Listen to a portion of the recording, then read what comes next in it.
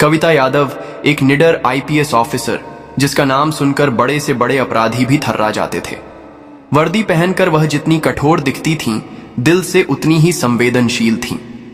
यही वजह थी कि जब एक महिला टीचर गीता का केस उनके पास आया तो वह सिर्फ कागजी कार्रवाई करके शांत नहीं बैठी। गीता को शहर के सबसे प्रतिष्ठित कॉलेज जय हिंद कॉलेज से निकाल दिया गया था। आरोप थे अनुचित व्यवहार और लापरवाही। पुलिस ने इसे एक साधारण मामला मानकर फाइल बंद कर दी थी, लेकिन कविता को इसमें कुछ गहरी साजिश दिखाई दे रही थी। गीता से मिलने पर कविता को पता चला कि गीता एक ईमानदार और मेहनती टीचर थीं। वह बच्चों के बीच बहुत लोकप्रिय थीं। फिर ऐसा क्या हुआ कि एक ही दिन में उनकी प्रतिष्ठा पर कीचड़ उछाल दिया गया? गीता ने बताया, मैम, मैंने कुछ भी गलत नहीं किया, मुझे फंसाया गया है। कविता ने गीता की आंखों में डर देखा। कविता ने इस केस को अपने हाथ में लेने का फैसला किया, लेकिन एक अलग तरीके से। उन्होंने अपनी पहचान छुपाने का निर्णय लिया। अपने सीनियर अफसर से बात करके उन्होंने कॉलेज में एक टीचर की नौकरी के लिए आवेदन किया। कॉलेज के प्रिंसिपल के सामने इंटरव्यू में कविता ने खुद को काव्या शर्मा नाम की एक साधारण महिला के रूप में पेश किया जो एक टीचर बनना चाहती थी। प्रिंसिपल मिस्टर खन्ना ने उन्हें गंभीरता से नहीं लिया। आपकी कोई पिछली नौकरी का अनुभव नहीं है? उन्होंने पूछा। कविता ने शांत भाव से जवाब दिया, सर, मेरा मानना है कि हर शुरुआत कहीं ना कहीं से होती है। मैं बच्चों को दिल से पढ़ाना चाहती हूं। मेरा अनुभव कागजों में नहीं बल्कि पढ़ाने के जुनून में है। प्रिंसिपल ने उनकी आंखों में आत्मविश्वास देखा और उन्हें नौकरी पर रख लिया। कॉलेज में काव्या शर्मा के रूप में कविता की एंट्री हो चुकी थी। उन्होंने बच्चों को पढ़ाना शुरू किया। उनका पढ़ाने का तरीका बिल्कुल नया और अलग था। वह सिर्फ किताबी ज्ञान नहीं बल्कि जीवन के सबक सिखाती थीं। बच्चे उन्हें बहुत पसंद करने लगे। मैम, आप बहुत अच्छा पढ़ाती हैं, एक बच्चे ने कहा। आपसे पढ़ना बहुत अच्छा लगता है। कविता को बच्चों के बीच रहकर सुकून मिल रहा था, लेकिन वह अपनी असली दुनिया से दूर नहीं थीं। उनका मिशन उनकी हर सांस में था। उन्होंने कॉलेज के मास्टरों पर नजर रखनी शुरू कर दी। जल्द ही उन्हें 3 चेहरे दिखाई दिए, सुरेश, रमेश और दिनेश। ये तीनों कॉलेज के सबसे पुराने और प्रभावशाली टीचर थे। कविता ने देखा कि वे अक्सर अकेले में मिलते थे और अजीब तरीके से फुसफुसाते रहते थे। एक दिन स्टाफ रूम में रमेश ने उससे कहा, नई टीचर हो, सिस्टम को समझो, यहां सबकी अपनी जगह है। अगर सब कुछ ठीक रहा तो तुम्हारी नौकरी पक्की है। रमेश की आवाज में एक छिपी हुई धमकी थी। कविता ने शांत रहते हुए जवाब दिया, सर, मेरा काम बस बच्चों को पढ़ाना है। मुझे उम्मीद है कि मैं उस पर खरी उतरूंगी। रमेश और दिनेश ने एक दूसरे की तरफ देखकर हल्की सी मुस्कान दी। कविता ने समझ लिया कि ये लोग उसे भी उसी तरह से अपने जाल में फंसाना चाहते थे जैसे उन्होंने गीता को फंसाया था। कुछ दिनों बाद सुरेश ने कविता को क्लास के बाद अपने कमरे में बुलाया। कविता जानती थी कि यह एक जाल है, लेकिन वह तैयार थी। उन्होंने अपनी वर्दी के नीचे एक रिकॉर्डर छुपा रखा था। जैसे ही वह कमरे में गईं, सुरेश ने दरवाजा बंद कर दिया। सुरेश ने बहुत ही घटिया बातें करनी शुरू कर दी। देखो काव्या, उसने कहा, तुम बहुत सुंदर हो। तुम जानती हो कि कॉलेज में टिके रहने के लिए सुंदरता बहुत काम आती है। कविता शांत रही। सुरेश ने सोचा कि वह डर गई है। वह आगे बढ़ा और कविता के करीब आया। कविता ने एक पल भी बर्बाद नहीं किया। उन्होंने तुरंत अपना पर्स खोला और अपना आईपीएस आईडी कार्ड निकाला। सुरेश के चेहरे का रंग उड़ गया। उसकी आंखों में डर साफ दिखाई दे रहा था। वह हक्का बक्का होकर खड़ा था। मैं काव्या शर्मा नहीं, आईपीएस ऑफिसर कविता यादव हूं, कविता ने अपनी आवाज में एक कठोरता लाते हुए कहा। और तुम लोगों ने जिस टीचर गीता के साथ अश्लीलता की और उसे फंसाकर उसकी नौकरी छीनी, उसका हिसाब अब होगा। तुम्हारी रिकॉर्डिंग मेरे पास है। सुरेश ने थरथराते हुए कहा, मैडम, आप गलत समझ रही हैं। हम तो मजाक कर रहे थे। मजाक? तुम लोगों ने एक ईमानदार टीचर की जिंदगी बर्बाद कर दी, इसे मजाक कहते हो? कविता ने गरजते हुए कहा। सुरेश ने कांपते हाथों से फोन निकाला। कविता ने उसे रोका। सोचो भी मत, तुम्हारी हर हरकत पर मेरी नजर है। अब तुम सीधे पुलिस स्टेशन चलोगे। यह सुनकर सुरेश के होश उड़ गए। वह जान गया था कि अब उसका अंत नजदीक है। इस घटना के बाद कविता ने तुरंत अपने एएसआई दोस्त अजीत को फोन करके सारी जानकारी दी। अजीत ने बिना देरी किए अपनी टीम के साथ कुछ ही मिनटों में कॉलेज पहुंच गए और सुरेश को हथकड़ी पहना दी गई। कविता ने उसे रमेश और दिनेश के नाम भी बताए जो इस साजिश में शामिल थे। पुलिस ने दोनों को भी तुरंत गिरफ्तार कर लिया। कॉलेज में हड़कंप मच गया। प्रिंसिपल मिस्टर खन्ना सदमे में थे। उन्हें अंदाजा भी नहीं था कि जिस नई टीचर को उन्होंने नौकरी पर रखा था वह एक आईपीएस ऑफिसर है। कविता ने तीनों दोषियों को कॉलेज के बच्चों के सामने से पैदल पुलिस स्टेशन तक लेकर गई। यह खबर जल्द ही मीडिया में फैल गई और पूरे शहर में हंगामा मच गया। टीचर बनी आईपीएस ऑफिसर ने किया कॉलेज के मास्टरों का पर्दाफाश। शिक्षण संस्थानों में फैला भ्रष्टाचार जैसे हेडलाइंस टीवी चैनलों और अखबारों में छा गए। यह सिर्फ एक पुलिस केस नहीं था बल्कि एक बड़ा सामाजिक मुद्दा बन गया था। लेकिन यह तो सिर्फ शुरुआत थी। यह मामला जल्द ही एक ऐसे मोड़ पर आने वाला था जिसने कविता की जिंदगी और करियर की सबसे बड़ी लड़ाई छेड़ दी थी। सुरेश, रमेश और दिनेश की गिरफ्तारी के बाद पूरे शहर में हंगामा मच गया। एक तरफ लोग कविता यादव की बहादुरी की तारीफ कर रहे थे तो दूसरी तरफ यह सवाल भी उठ रहा था कि क्या हमारे शिक्षण संस्थान सच में सुरक्षित हैं? लेकिन यह मामला जितना सीधा दिख रहा था उतना था नहीं। पुलिस हिरासत में पूछताछ के दौरान तीनों मास्टरों ने एक ही नाम लिया, मंत्री राघवेंद्र सिंह। यह नाम सुनकर कविता के होश उड़ गए। राघवेंद्र सिंह एक बहुत ही प्रभावशाली और चालाक नेता था। उसके राजनीतिक गलियारे में गहरी पैठ थी। पता चला कि ये तीनों मास्टर उसके लिए काम करते थे। वे कॉलेज में उन लड़कियों और महिलाओं की जानकारी इकट्ठा करते थे जिन्हें राघवेंद्र सिंह अपने फायदे के लिए इस्तेमाल कर सके। गीता ने जब उनकी बात मानने से इनकार कर दिया था तो उन्होंने उसे झूठे आरोपों में फंसा दिया था। कविता ने तुरंत सबूतों को मजबूत करना शुरू कर दिया। उन्होंने अपने एसआई अजीत को आदेश दिया कि राघवेंद्र सिंह और इन मास्टरों के बीच के सारे कनेक्शन का पता लगाया जाए। इसी बीच कविता के फोन पर एक अनजान नंबर से कॉल आया। आप कविता यादव हैं? दूसरी तरफ से एक भारी और रौबदार आवाज आई। हाँ, मैं राघवेंद्र सिंह बोल रहा हूं। मुझे पता चला कि आपने मेरे कुछ आदमियों को पकड़ रखा है। बेहतर होगा कि आप उन्हें छोड़ दें और इस मामले से दूर रहें। कविता शांत रही, लेकिन उसकी आवाज में लोहे जैसी दृढ़ता थी।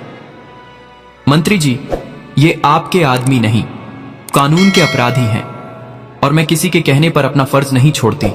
राघवेंद्र सिंह ने कहा, आप शायद जानती नहीं हैं कि मैं कौन हूं। मैंने आपकी सारी जानकारी निकाल ली है। यह पहली बार था जब कविता को किसी अपराधी ने व्यक्तिगत तौर पर निशाना बनाया था, लेकिन वह डरी नहीं।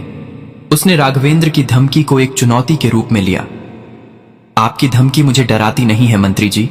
यह सिर्फ यह साबित करती है कि आप भी इस अपराध में शामिल हैं। अब मैं आपको भी बेनकाब करूंगी। राघवेंद्र सिंह ने तुरंत फोन काट दिया। कविता जानती थी कि यह सिर्फ शुरुआत है।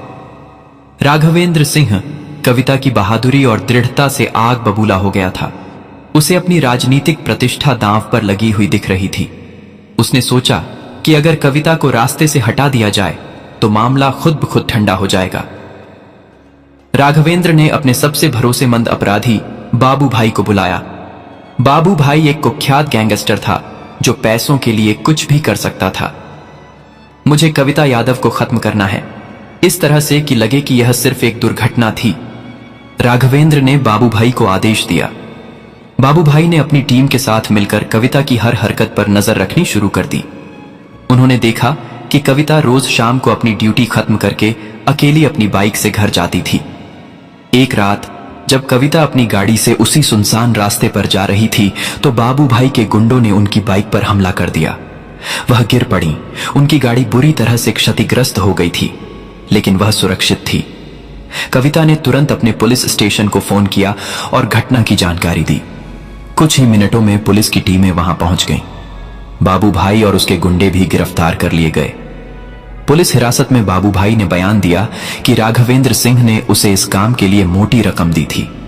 उसने राघवेंद्र के खिलाफ सबूत भी दिए, जिनमें पैसों के लेन देन की रसीदें और फोन कॉल रिकॉर्डिंग भी शामिल थीं। यह खबर भी मीडिया में आ गई। पूरे देश में सनसनी फैल गई। मंत्री राघवेंद्र सिंह पर आईपीएस अफसर की हत्या की साजिश का आरोप। यह हेडलाइन हर न्यूज चैनल पर चल रही थी। राघवेंद्र सिंह पर दबाव इतना बढ़ गया था कि उसे अपने पद से इस्तीफा देना पड़ा, लेकिन उसने हार नहीं मानी। उसने यह साबित करने की कोशिश की कि बाबू भाई पर दबाव डालकर झूठ बुलवाया गया है। पुलिस ने सुरेश, रमेश, दिनेश और मंत्री राघवेंद्र सिंह के खिलाफ एक मजबूत केस दायर किया, लेकिन राघवेंद्र सिंह ने हार नहीं मानी थी। उसने देश के सबसे महंगे और चालाक वकील को हायर किया, जिसका नाम था अधिवक्ता विनय शर्मा। विनय शर्मा अपनी तीखी जिरह और बातों को पलटने की कला के लिए मशहूर था। अदालत का माहौल बेहद तनावपूर्ण था। सुनवाई शुरू हुई और कविता को गवाह के कटघरे में बुलाया गया। अधिवक्ता विनय शर्मा ने अपनी जिरह शुरू की। आईपीएस कविता यादव, आप अपनी पहचान छुपाकर एक शिक्षण संस्थान में क्यों गई? क्या यह एक पुलिस अधिकारी का कानूनी अधिकार है? कविता ने शांत और आत्मविश्वास से जवाब दिया, मैं सच्चाई का पता लगाने के लिए गई थी। इन लोगों ने एक महिला को झूठे आरोपों में फंसाकर उसकी जिंदगी बर्बाद कर दी थी। कानून मुझे यह अधिकार देता है कि मैं सच्चाई तक पहुंचने के लिए जांच के तरीके अपनाऊं। विनय शर्मा ने हंसते हुए कहा, तो आपने यह माना कि आपने जासूसी की और फिर इन निर्दोष लोगों को फंसाने के लिए रिकॉर्डिंग जैसे जाली सबूत बनाए? कविता ने बिना हिचके जवाब दिया, मेरे सबूत जाली नहीं हैं और मैंने कुछ भी गलत नहीं किया है। विनय शर्मा ने अपनी अगली चाल चली, ठीक है, अगर आपकी रिकॉर्डिंग सच है तो क्या इसकी कोई फोरेंसिक रिपोर्ट है जो यह साबित करे कि इसमें कोई छेड़छाड़ नहीं हुई है? कविता ने अपने सहायक एएसआई अजीत को बुलाया। अजीत ने तुरंत रिकॉर्डिंग की फोरेंसिक रिपोर्ट न्यायाधीश को सौंपी। रिपोर्ट में साफ लिखा था कि रिकॉर्डिंग के साथ कोई छेड़छाड़ नहीं हुई है। विनय शर्मा का चेहरा उतर गया। इसके बाद विनय शर्मा ने कविता की व्यक्तिगत जिंदगी पर सवाल उठाए। क्या आप गीता को व्यक्तिगत तौर पर जानती हैं? क्या आप दोनों के बीच कोई पुरानी दुश्मनी थी जिसकी वजह से आप इस तरह से बदला ले रही हैं? कविता को गुस्सा आया, लेकिन वह शांत रही। मैं गीता को इस केस से पहले नहीं जानती थी। मैं सिर्फ एक पीड़ित को न्याय दिलाना चाहती थी। अगले गवाह के तौर पर टीचर गीता को बुलाया गया। गीता ने डरते हुए भी अपनी पूरी कहानी सुनाई। उसने बताया कि कैसे ये तीनों मास्टर उसे परेशान कर रहे थे और जब उसने उनकी बात नहीं मानी तो उन्होंने उसे झूठे आरोपों में फंसाकर नौकरी से निकलवा दिया। उसने यह भी बताया कि उसने प्रिंसिपल और दूसरे लोगों से शिकायत की थी, लेकिन किसी ने उसकी बात नहीं सुनी। गीता का बयान बहुत भावुक था, जो उसके दर्द को बयां कर रहे थे। विनय शर्मा ने गीता को घेरने की कोशिश की। आप ये सब कविता यादव के कहने पर तो नहीं बोल रही हैं? क्या आपको इसके लिए पैसों का लालच दिया गया है? गीता ने सिर हिलाते हुए कहा, नहीं, मुझे कोई लालच नहीं दिया गया। मैं सिर्फ सच बता रही हूं। ये लोग सिर्फ मेरी जिंदगी नहीं, बल्कि कई और लड़कियों की जिंदगी भी बर्बाद कर चुके हैं। इसी दौरान एक और अहम मोड़ आया। एसआई अजीत ने अदालत में एक और सबूत पेश किया। यह एक पेन ड्राइव थी जिसमें मंत्री राघवेंद्र सिंह और मास्टरों के बीच पैसों के लेन देन और फोन पर हुई बातचीत की रिकॉर्डिंग थी। इस रिकॉर्डिंग में राघवेंद्र सिंह मास्टरों को लड़कियों को फंसाने के लिए निर्देश दे रहा था। जब यह रिकॉर्डिंग कोर्ट में चलाई गई तो राघवेंद्र सिंह के चेहरे का रंग उड़ गया। कई महीनों तक चली सुनवाई और सबूतों की जांच के बाद आखिरकार न्यायाधीश ने फैसला सुनाया। हर कोई फैसले का इंतजार कर रहा था। न्यायाधीश ने कहा, यह एक बहुत ही दुखद मामला है जिसमें शिक्षा के पवित्र मंदिर को कुछ भ्रष्ट लोगों ने गंदा कर दिया। सबूतों, गवाहों के बयानों और आईपीएस कविता यादव की बहादुरी को देखते हुए यह साफ है कि तीनों दोषी मास्टरों ने न केवल गीता मैडम को परेशान किया, बल्कि उन्हें झूठे आरोपों में फंसाकर उनकी नौकरी भी छीन ली। न्यायाधीश ने आगे कहा, मंत्री राघवेंद्र सिंह का इस मामले में शामिल होना बेहद शर्मनाक है। एक नेता का काम समाज को सही दिशा दिखाना होता है, न कि उसे गंदा करना। न्यायाधीश ने सुरेश, रमेश और दिनेश को 5 साल की सजा और भारी जुर्माना सुनाया। वहीं राघवेंद्र सिंह को भी इस साजिश में शामिल होने के लिए 7 साल की सजा सुनाई गई और उनके सारे सरकारी पद से उन्हें हटा दिया गया। इसके अलावा कोर्ट ने आदेश दिया कि गीता को उसकी नौकरी वापस दी जाए और उसे उसका बकाया वेतन भी दिया जाए। फैसला सुनते ही कोर्ट रूम में तालियां गूंज उठीं। गीता की आंखों में खुशी के आंसू थे। उसे लगा कि उसकी खोई हुई इज्जत वापस मिल गई है। कविता की यह कहानी पूरे देश में प्रेरणा बन गई। उसने यह साबित कर दिया कि जब एक ईमानदार इंसान अपने लक्ष्य पर अटल रहता है तो उसे कोई नहीं रोक सकता। उसकी जीत सिर्फ एक केस की जीत नहीं थी, बल्कि यह उन सभी लोगों की जीत थी जो सच के लिए लड़ते हैं। तो दोस्तों, आपको यह कहानी कैसी लगी? अगर अच्छी लगी हो तो प्लीज हमारे चैनल ट्रू स्पार्क को सब्सक्राइब और वीडियो को एक लाइक जरूर करें। धन्यवाद।